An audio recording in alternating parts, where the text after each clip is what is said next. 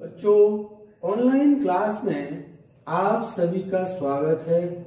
मैं हरिश्चंद्र सिंह, कक्षा 9 विषय गणित अध्याय 15 प्रायिकता को अध्ययन कराने के लिए आज हम द्वितीय कक्षा में उपस्थित हूँ। इससे पूर्व हमने आपको प्रायिकता की संकल्पना तथा सिक्कों को उछालकर उनकी प्रायिकता को कैसे ज्ञात करते हैं अध्ययन किया था। उसी के क्रम में हमने आपसे कहा था कि आप पासा या डाइस के विषय में पढ़ के आएंगे, स्वाध्याय करके आएंगे। उसी को हमने आज शिक्षण बिंदु लिया है। इस शिक्षण बिंदु की सहायता से हम आज आपको अध्ययन कराएंगे। हमने यहाँ पर कुछ छोटे से शिक्षण बिंदु लिए हैं। यह शिक्षण बिंदु है पासा या डाइस क्या होता है, हम आपको प्रैक्टिकली तौर पे दिखाएंगे भी। दूसरा है एक पासे को कई बार उछालने पर विभिन्न अंकों की आने की संभावना। जब पासे को हम कई बार उछालते हैं तो उसके विभिन्न प्रकार के जो अंक आते हैं उनकी संभावना क्या होगी, उसका हम यहाँ पर अध्ययन करेंगे। नंबर 3, एक पासे को एक बार उछालें तथा 2 बार पासे को एक साथ उछालने पर संभावित परिणाम क्या, आउटकम क्या प्राप्त होते हैं, हम यहाँ पर करके देखेंगे, उसका अध्ययन करेंगे। इसी के साथ पासे के संबंध में हम प्रश्नों का भी हल करेंगे।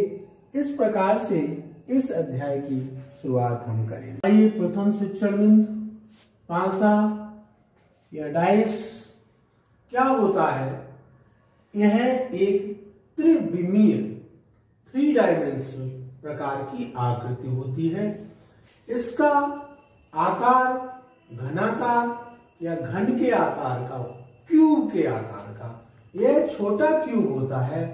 क्यूब में लंबाई, चौड़ाई और ऊंचाई तीनों आपस में बराबर होती हैं।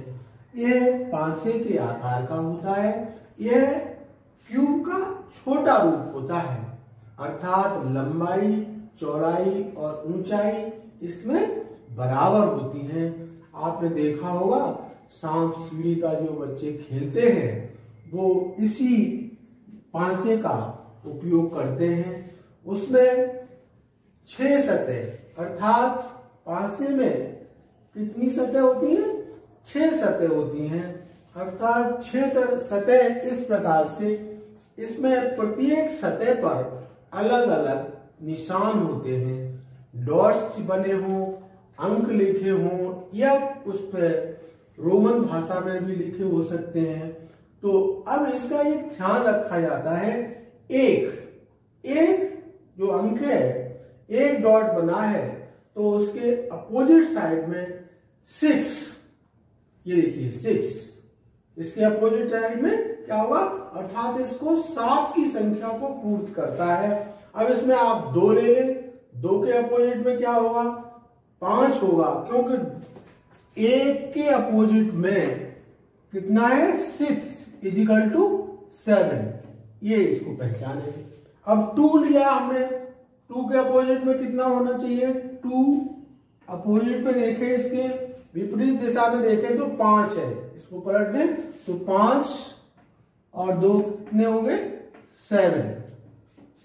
अब 3 लेंगे तो 3 को देखें, 3 के अपोजिट में क्या होगा, 3 + 4 इजिकल टू 7, अर्थात 1 के अपोजिट साइड में 6 होगा इक्वल टू 7, 2 के अपोजिट में 5 होगा इक्वल टू 7 और 3 के अपोजिट में 4 होगा इक्वल टू 3 और 4 7 होगा।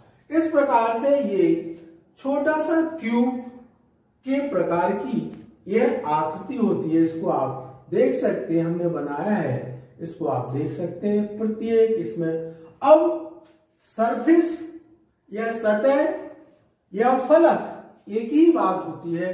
फलक को जानने के लिए, सरफेस को जानने के लिए आप शिक्षण कक्ष में जिसमें आप पढ़ते हैं उसमें आपने देखा होगा, क्लासरूम जिसे कहते हैं, उसमें आपने देखा होगा कि उसमें दीवारें होती हैं। दीवार कितनी होती है? दीवार आप लोग गिन लेंगे कि 4 दीवारें होती हैं। कितनी दीवारें? 4 दीवारें होती हैं। तो 4 सतह हो गई। एक ऊपर सतह हो गई, छत जिसे कहते हैं, और एक नीचे आधार होता है, वो एक सरफेस हो गई। अर्थात आपने अब जान लिया कितनी सतह हो गई? कितनी सतह हो गई? 4 और एक 5 और एक 6। अर्थात इसी प्रकार से इस पे 6 डॉट्स हमने बनाए थे। एक और ये एक के बाद 2, 3, इसमें कितनी है? सभी सतह को हमने आपको सूत्र किया है। इसमें डाइस में कितनी सतह होती है? सरफेस सतह कितनी होती है? सतह इज इक्वल टू डाइस में 6 सतह होती है। हमने यहाँ पे बना के दिया है क्योंकि ये आपका 3D है। 3D हो, यहाँ पे 2 डायमेंशनल शो करने की कोशिश की है। 2 डायमेंशनल है, ये इस तरह से बना होता है। अब इसमें कॉर्नर कितने होंगे? आप देखें, जब आपका जो शिक्षण कक्ष है उसमें कॉर्नर कितने कोने होते हैं? 4 नीचे कॉर्नर होंगे और 4 ऊपर कॉर्नर होंगे। कॉर्नर की संख्या कितनी होगी डाइस में? 8 कॉर्नर की संख्या। ऐसे ही आप देखें, ये है, मान लीजिए आपका रूम, ये है 4 कॉर्नर, 1 2 3 4, और 2 कॉर्नर, 4 कॉर्नर ऊपर होंगे, 1 2 3 4। तो डाइस में कितने कॉर्नर होंगे? 8 कॉर्नर पाए जाते हैं। अब आती है भुजाएं कितनी होंगी? डाइस में भुजाएं कितनी होंगी? यहां पे हमने शो किया है ए बी, एक भुजा होगी, एक भुजा, बी सी दूसरी भुजा होगी 2, सी डी 3 भुजाएं हो गई, डी ई 4 भुजा हो गई, ई एफ 5 भुजा हो गई, एफ ए 6 भुजा हो गई, उसके बाद ए एच 7 भुजा हो गई, और एच सी 8 भुजा हो गई, बी जी 9 भुजा हो गई, जी डी 10, और ई एच 11, एफ जी 12 भुजाएं। इस प्रकार से आप देखें ये 12 भुजाएं प्राप्त होती हैं। अब कॉर्नर हमने बताया 8 होते हैं, तो देखिए एक कॉर्नर ये हुआ, एक कॉर्नर ये हुआ, एक कॉर्नर ये है और एक कॉर्नर ये है। 4 कॉर्नर ऊपर के हो गए। नीचे देखें, एक कॉर्नर कोना ये है, एक कोना ये है, एक कोना ये है, एक कोना ये है। इस प्रकार आप देखें कि पासे में कितने फलक, कितनी सरफेस? 6 सरफेस। कितने कॉर्नर? 8 कॉर्नर होते हैं। कितनी भुजाएं होती हैं पासे में? आपने देखा यहां पर कितनी 12 भुजाएं होती हैं। तो यहां पर 6 सतह हो गई 6, और किनारे कितने होंगे? किनारे होंगे इनके 8। भुजाएं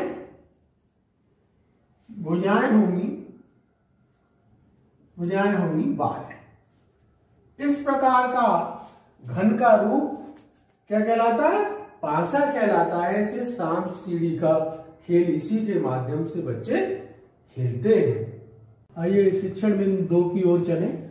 एक पासे को कई बार उछालने पर विभिन्न अंकों के ऊपर आने की संभावनाएं निम्नवत हैं। रिक्त स्थानों की पूर्ति करना। इनकी पूर्ति कैसे करेंगे? ये सारणी आप बनाएंगे। पासा फेंके जाने की संख्या, पासे को कितनी बार फेंकेंगे उनकी संख्या दी है। 15 बार, 30 बार और 45 बार इसको फेंका जाता है। पासे पर इन अंकों के आने की संख्या, ये जो अंक दिए हैं 1 2 3 4 5 6, पासे पर 6 सरफेस होती है, 6 फलक होते हैं। उनके आने की संख्या कितनी होगी? जब पासे को 15 बार फेंका जाता है, उछाला जाता है, तो एक अंक 2 बार, 2 3 बार, 3 4 बार, 4 एक बार, 5 एक बार, 6 कितने बार आएगा, इसको आपसे पूछा गया है। तो यहां पर इनको काउंट कर लेते हैं। 2 3 5 4 9 और 1 10 और 1 11। 15 से 11 को सब घटा देंगे तो यहां पर आएगा आपका 4। ये 4 इस तरह से, ये 4। 6 कितनी बार आएगा, 4। इसी प्रकार से ये 30 फेंके जाने की संख्या कितनी है, 30। एक अंक आता है 4 बार, 2 अंक 3 बार, 4 5, ये 4 6 बार।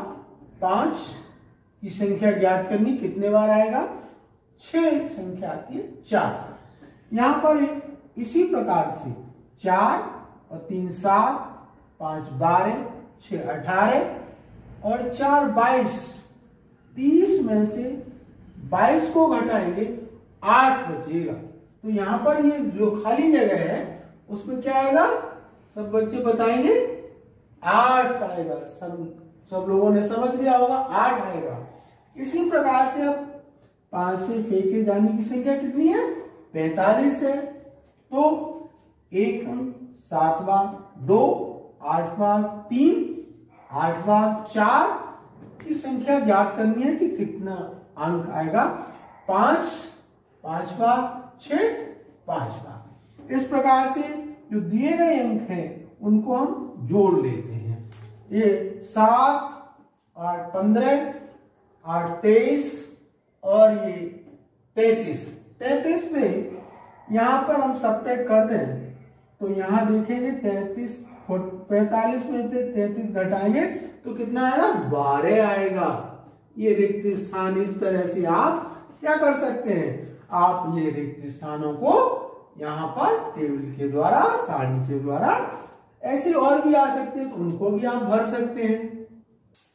शिक्षण बिंदु 3, एक पांसे को एक बार तथा 2 पांसे एक साथ उछालते हैं तो संभावित परिणाम आउटकम ज्ञात करना। अर्थात एक पांसे को जब एक बार उछालते हैं तो उसके परिणाम क्या प्राप्त होंगे, आउटकम क्या प्राप्त होंगे, और 2 पांसों को, समांगी पांसों को एक साथ उछालते हैं तो उनके आउटकम क्या प्राप्त होंगे, ये प्रश्न का अभिप्राय है। पासा आपने देखा होगा, इस तरह से ये पासा होता है। इसमें 6 सरफेस होती है, 6 सतह होती हैं। इसको आपने प्रथम अध्याय में भी जान लिया था। डालने का काम करते हैं तो पूछ रहा है इनके परिणाम, इनके आउटकम क्या होंगे। इस तरह से इनको उछाला जाता है तो आप उछालेंगे तो इनकी संभावना ये है कि 1 भी आ सकता है, 2 भी आ सकता है और 3 भी आ सकता है, 4 भी आ सकता है और 5 या 6 भी आ सकता है। ये इनके आउटकम होंगे, परिणाम होंगे। तो वहां पर कैसे ज्ञात करेंगे, ये हम यहाँ पर हल करेंगे। इसका अभिप्राय ये है, हल कैसे करेंगे, देखिए हल करने का तरीका है। हल ऐसे करेंगे, पांसा फेंकने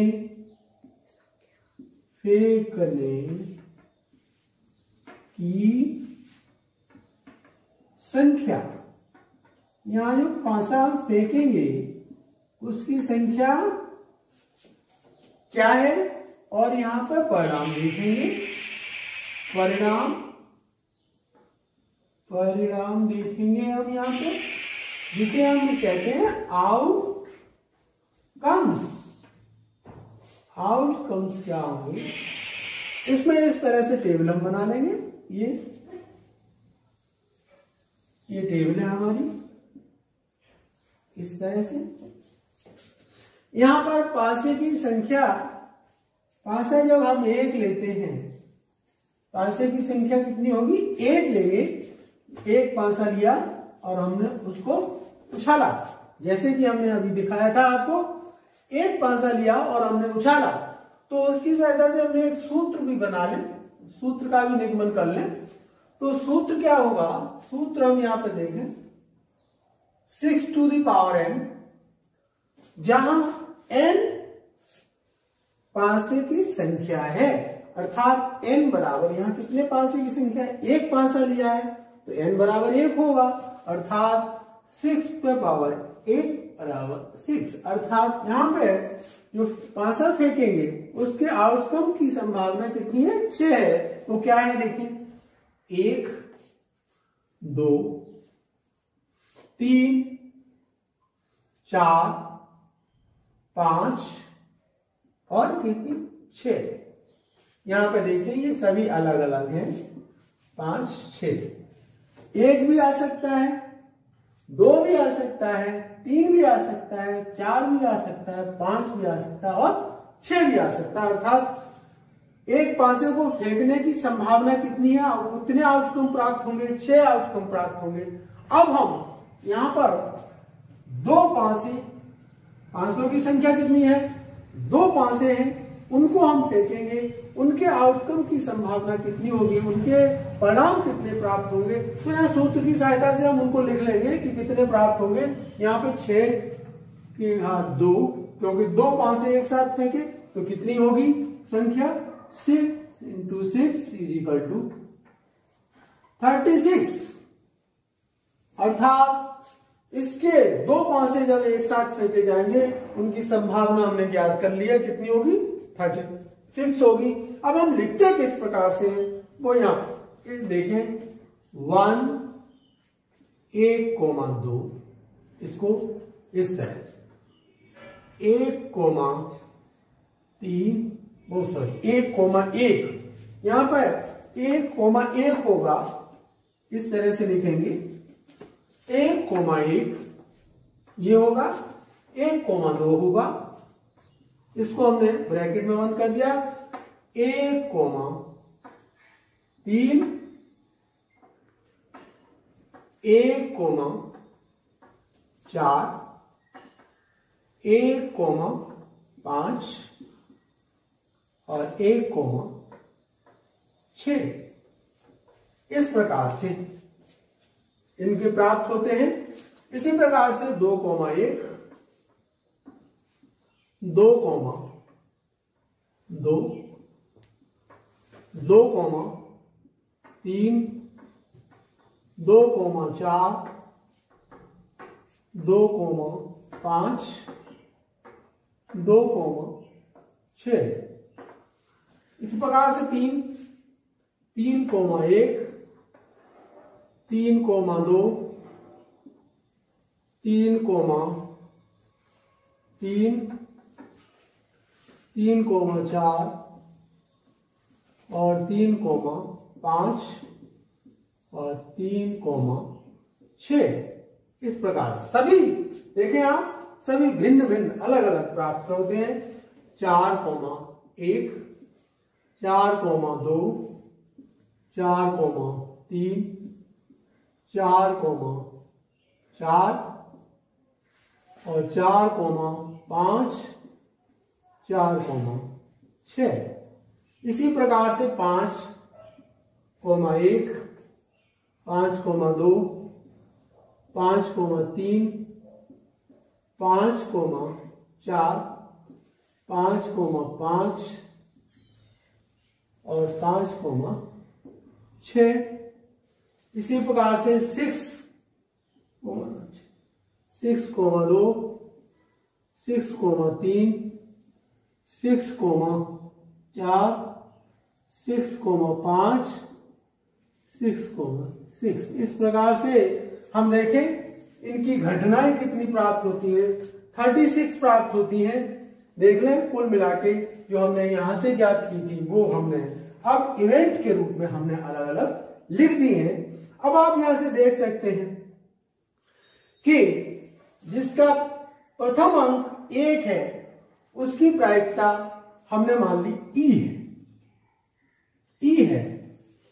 प्रथम अंक जिसका 1 है उसकी प्रायिकता ई है, उसकी प्रायिकता को हमें ज्ञात करना है। तो हम कैसे ज्ञात करते हैं, उनकी कुल संख्या कितनी है देखें, 1 2 3 4 5 6, अर्थात यहां पर एक अंक सभी में प्रथम स्थान पे है उनकी संख्या कितनी है? 6 है। तो कैसे लिखेंगे? PE इजिकल टू 6/36 कितना होगा? इसकी प्रायिकता होगी 1/6, 6/36। कुल संख्या कितनी है इनकी? 6 है और कुल कितने अंक हैं? 36, इसलिए प्रायिकता इतनी हुई। अब यहां पे एक बात बता दें कि ऐसी संख्या जिनकी क्या है, जिनके अंक समान है, उनकी प्रायिकता कितनी होगी? जिनके अंक दोनों में समान है।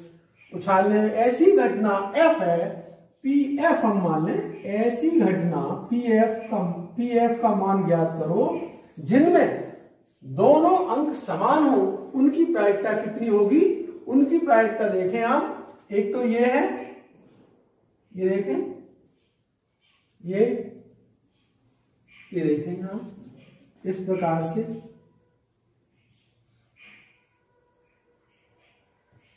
यहां पे आप देखें 1-1, 2-2, 3-3, 4-4, 5-5, 6-6, इनकी संख्या कितनी है? PF equal to 6/36 equal to 1/6। PF जिन प्रायिकता ज्ञात करो जिनकी संख्या कैसी है? समान है, उनकी प्रायिकता कितनी होगी? PF की प्रायिकता कितनी होगी? 1/6। थर्ड हमने मानी है प्रायिकता G है, उन संख्याओं का योग जिनकी संख्या 7 है, उनकी प्रायिकता ज्ञात करेंगे इस सारणी के माध्यम से। प्रायिकता क्या है? G है, G उनका योग देखेंगे तो देखें यहां पर 6 और 1 7 होता है, 2 और 5 7 होता है, 3 और 4 7 होता है, और 4 और 3 7 होता है। यहां ये भ्रमित मत होइए कि ये और ये संख्याएं एक हैं, ये अलग अलग संभावनाएं हैं, इसलिए ये अलग है और ये अलग है। और ये है आपका 5,2 और ये है 6,1। इस प्रकार से कितनी संख्या हुई? 1, 2, 3, 4, 5 और 1 6। इस प्रकार से 6/36 बराबर 1/6 ये प्रायिकता प्राप्त की जा सकती है। इसी प्रकार से हम जब तीन 500 को एक साथ उछालते हैं तो उनकी प्रायिकता को कैसे लिखेंगे? 6/3 equal to 6 into 6 into 6 equal to 216। उनकी संभावनाएं, उनकी आउटकम कितने प्राप्त होते हैं? 216 प्राप्त होते हैं। इस तरह से उनको लिखा जाएगा, फिर उनके आधार पर प्रश्नों को हल किया जाता है। फोर्थ शिक्षण बिंदु की ओर चले। अभ्यास प्रश्न। अभ्यास प्रश्न को हमने प्रश्न नंबर 1 लिया है। एक पांसे को 1000 बार फेंकने पर प्राप्त परिणाम क्या प्राप्त होते हैं? 1, 2, 3, 4, 5, 6। इस प्रकार से परिणाम प्राप्त होते हैं जिनकी बारंबारताएं क्रमशः 179, 150, 157, 149, 175, 190। प्रत्येक परिणाम की प्रायिकता ज्ञात करो। प्रत्येक परिणाम जो प्राप्त होता है उसकी प्रायिकता ज्ञात करो। तो इसके लिए हमने एक सारणी बना लेते हैं जिसके आधार पर हम तुरंत देख सकेंगे किसकी प्रायिकता, किसकी बारंबारता कितनी है। तो यहाँ पर परिणाम, पहले में परिणाम लिख लें, परिणाम, और दूसरे में बारंबारता, क्योंकि बारंबारता नहीं है तो यहाँ पे बारंबारता।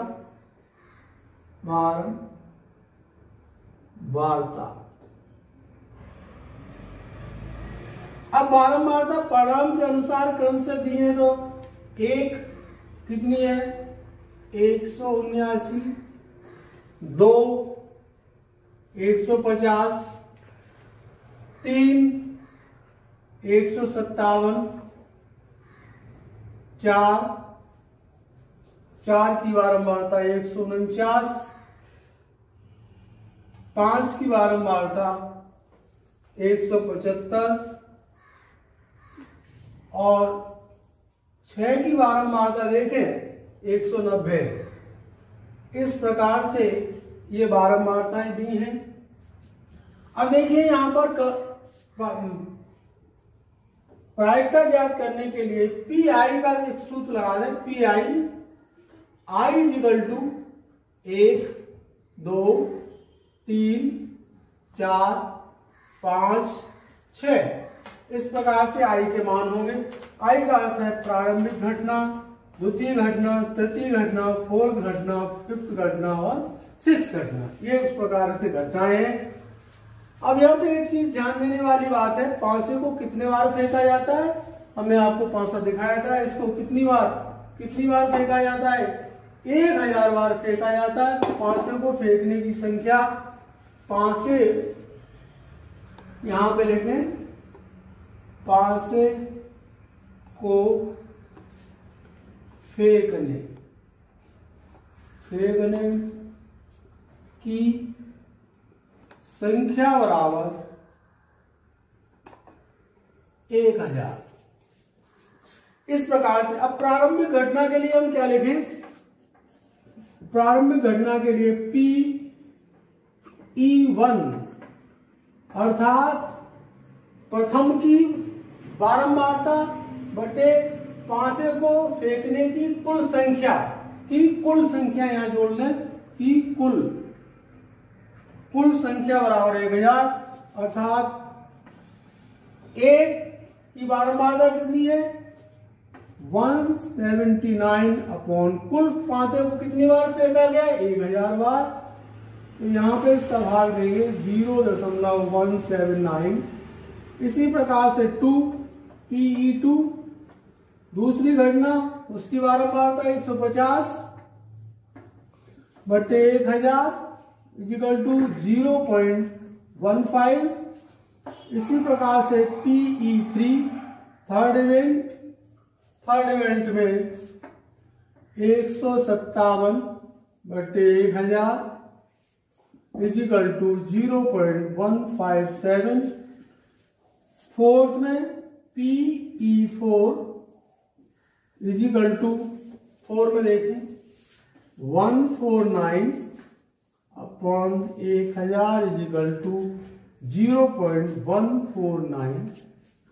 और 5 में PE5 ये घटनाएं हैं, कितना है 175 upon 1000 equal to 0.175। Number 6 PE6 equal to 190 upon 1000, इसको लिख सकते हैं 0.19। यहां पर हम देखें कि घटनाएं इस प्रकार से प्राप्त होती हैं। अर्थात एक फॉर्मूला हमने आपको पहले बताया था कि PE1 plus PE2 plus PE3 plus PE4 plus PE5 plus PE6, इनकी वैल्यू 0 to 1 लाई करेगी, 0 और 1 के मध्य होगी तो प्रायिकता घटित होगी, घटना घटित होगी। यदि इनके बीच लाई नहीं करेगी तो प्रायिकता घटित नहीं होगी। सभी मानों को यहां पर रख देते हैं क्रम से 0.179 प्लस 0.15 प्लस 0.157 प्लस 0.149 प्लस 0.175, ये पॉइंट यहां पे है, प्लस 0.19। सभी घटनाओं को घटित होने की प्रायिकता को हम क्या कर लेंगे, यहां पर हम ऐड कर लेंगे, जोड़ लेंगे। तो जोड़ने से हमें प्राप्त होगा, यहां पे ये देखिए 5, 9, 7, ये 3 डिजिट में है, इनको ऐड करेंगे 5, 9, 14 ये 9 ये 0 कैरी 3। अब 9, 7 4 5 5 7 0,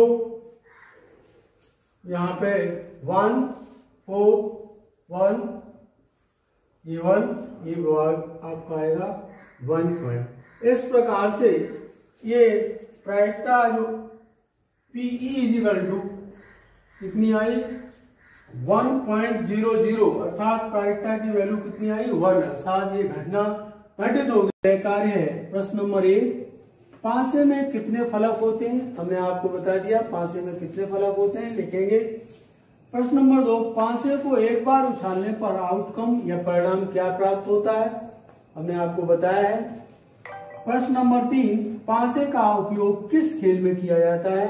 ये आपको 3 प्रश्न हमने दिए हैं और इसी के साथ स्वाध्याय करके आएंगे कि एक थैले में 3-4 रंगों के गोले होते हैं, एट रैंडम जब गोले को निकाला जाता है तो उसकी प्रायिकता क्या होती है, इस विषय में आप पढ़ के आएंगे। आशा करता हूं कि यह आपको आज का क्लास ठीक प्रकार से समझ में आया होगा। आज का यहीं पर समापन होता है। धन्यवाद।